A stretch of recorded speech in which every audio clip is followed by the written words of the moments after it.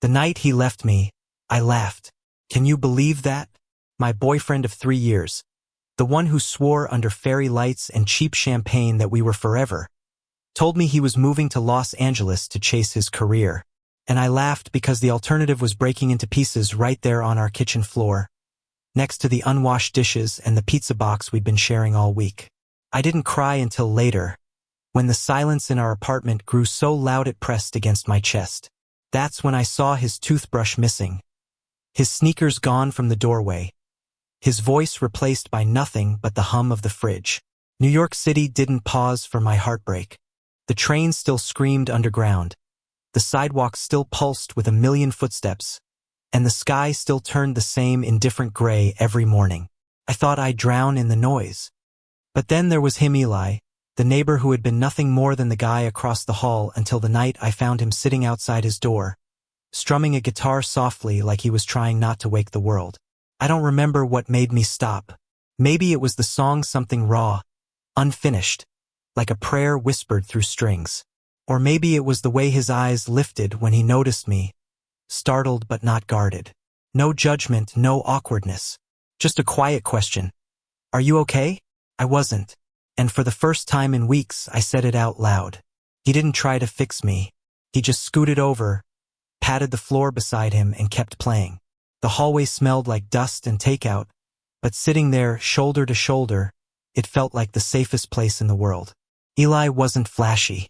He didn't have the sharp jawline and polished Instagram feed my ex cultivated like a garden. He wore old band t-shirts, his hair always looked like he'd just woken up, and his sneakers had holes.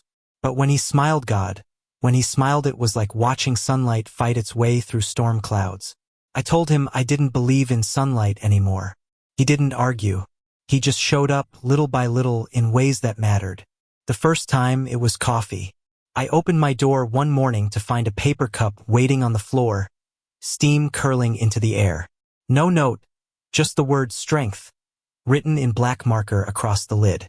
The second time, it was laughter convinced me to join him at the laundromat, and we ended up waging a sock war that got us both kicked out for being too loud.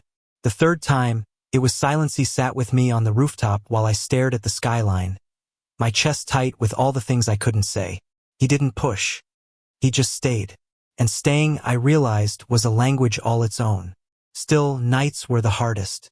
Somewhere in California, my ex was probably sipping cocktails at industry parties, chasing the glow of cameras. And here I was, curled on my mattress, wondering if I'd ever be enough for someone who wouldn't leave. I hated myself for still checking my phone, for rereading old texts where he called me his forever. Eli noticed. He always noticed. You don't have to wait for someone who walked away, he told me one night, his voice low, almost swallowed by the city noise. I wanted to believe him. I wanted to let his words root deep inside me. But hope felt dangerous, like a glass I dropped the second I reached for it. So I tested him. I pushed.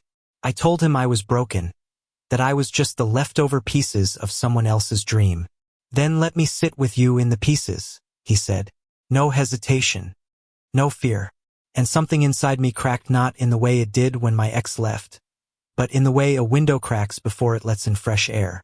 The first time Eli touched my hand, it wasn't grand. We were sitting on that rooftop again, the city glittering below us. My breath fogged in the cold air, and I wrapped my arms around myself. Without a word, he reached out, his fingers brushing mine, warm and steady. It was such a simple thing, yet it anchored me more than any declaration ever had. I didn't pull away, and in that fragile moment, I realized I wasn't drowning anymore. I was floating, not because the pain had vanished, it was still there, sharp and lingering, but because someone was holding me above the water. But happiness, like the city, doesn't come without conflict. Word spread quickly through our building.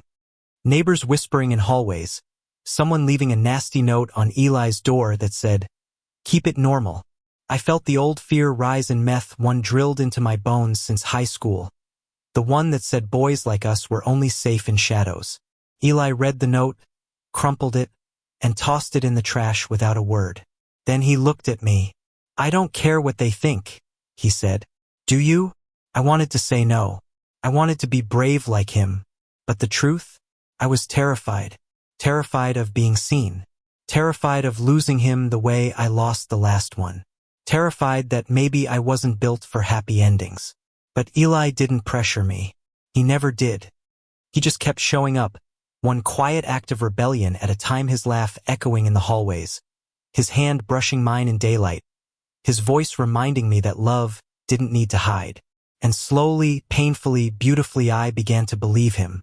The night my ex came back was the night I realized I wasn't the same person anymore.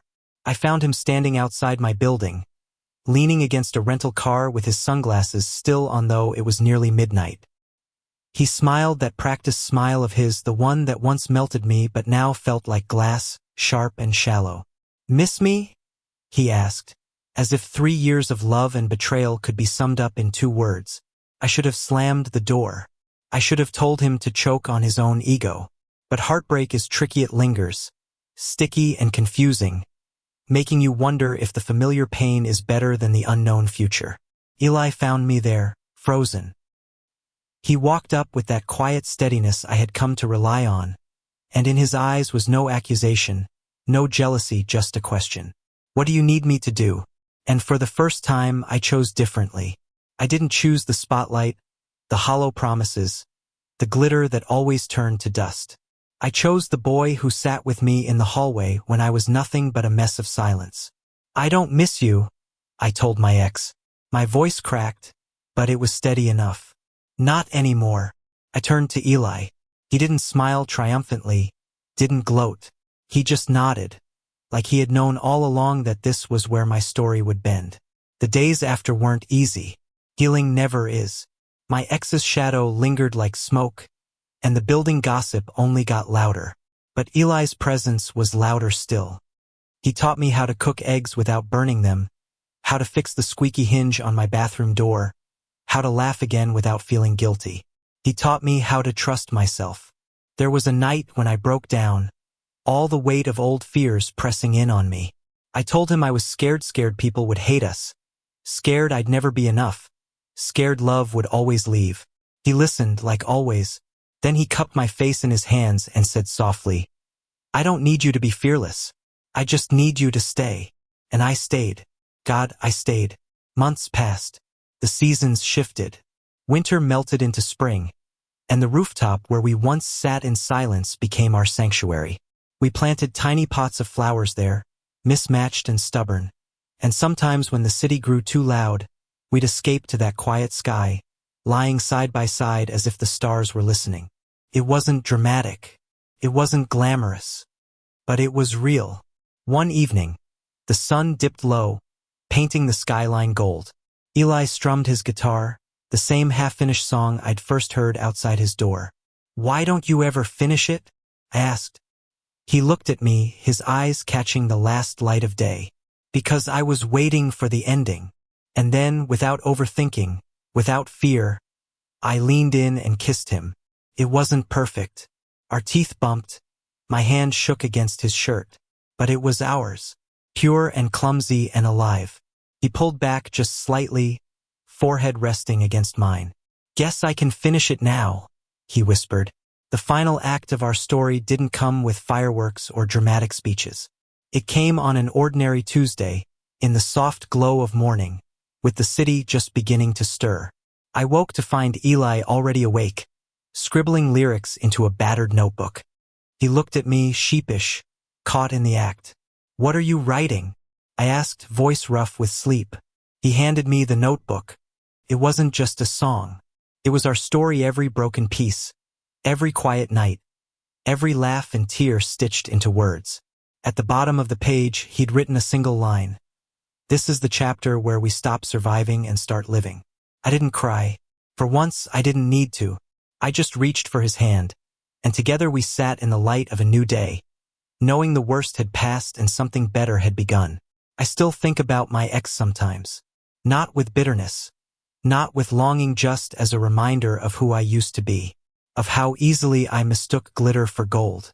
But now, when I look at Eli, when I feel his hand slip into mine as we walk down crowded streets without hiding, I know the truth. Happiness doesn't come from chasing the spotlight. It comes from the quiet courage of choosing someone who stays. We are not perfect. We fight about laundry, about who forgot to buy milk, about whether his guitar is too loud at 2 in the morning. But every fight ends the same way, with laughter, with apologies, with the kind of love that doesn't run. And maybe that's what makes it perfect after all. 1 year later, on the rooftop where it all began, Eli played that song again, this time complete. The neighbors gathered, not with scorn but with smiles, some swaying along to the melody. The city lights blinked around us, and the night air carried the sound far and wide. I stood beside him, our hands linked, and for the first time I didn't care who was watching. Because this was it. Our chapter. Our ending. Our beginning. The boy who once believed he was nothing more than broken pieces had found someone who saw the beauty in the cracks. And together we had written a story that no one, not even the ghosts of the past, could take away. As Eli's voice rose, clear and strong, I closed my eyes and whispered the truth I once thought I'd never be brave enough to say. This is home. And it was. It always would be. Thank you for listening. Don't forget to like and subscribe to stay updated with the latest videos.